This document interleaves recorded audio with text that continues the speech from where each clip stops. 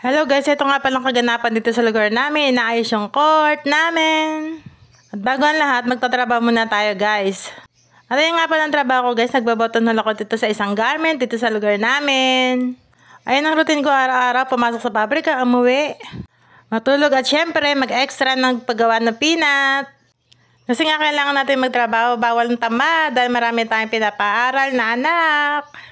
At syempre para meron tayong suporta sa sarili natin, para yung mga gusto nating bilhin ay mabibili natin at ang gusto kong gawin ay magagawa ko, ganun. Masarap din kasi yung may sarili kang pera sa bulsa guys.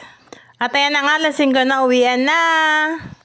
Tara sabayan nyo ako maglakad dito sa lugar namin. Ito nga pala yung skinita namin guys. O diba, ang mga bahay dito dikit-dikit lang. At ayan, ginagawa nga yung kalsada namin guys, ayan, hinuhukayan dyan guys, kasi ginagawa yung kanal. Tapos yung nahukay nila dyan, nilagay nila sa basketball namin, kaya yun. Mga ilang araw na lang guys, maganda na yung court namin guys, ayan o. Sesementohan nila yan, papagandahin nila yung court namin, o diba, bongga. At ayan, papakita ko sa inyo kabuuan ng basketball namin guys, ayan, o diba. At papasok na ako sa skinita guys dahil dito na bayan na. Ayan nga pala yung i-trike namin. Tinakpan muna dyan kasi ginagawa ang kalsada. Wala akong mapaparkingan sa labas guys. Eto na ang bayan namin guys. Ayan. At nakikita yung mga isda namin dyan. Ayan. Mga isda ng anak ko yan. Alagaan ng anak ko yan guys. Diyan nakalagay.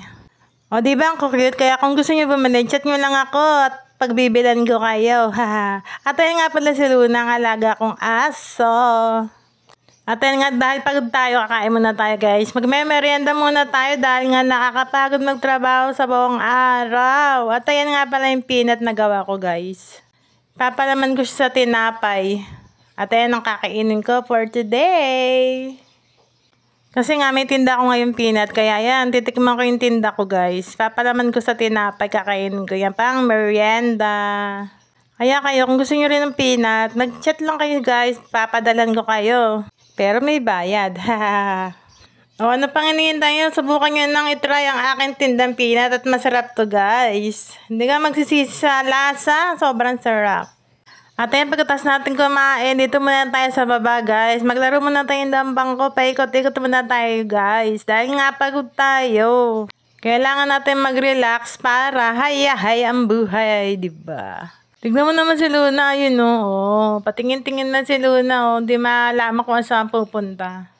Nilagyan ko nga pala ng plastic yung bangko guys kasi dumidikit yung leather niya sa damit. Kaya yan, nilagyan ko ng plastic.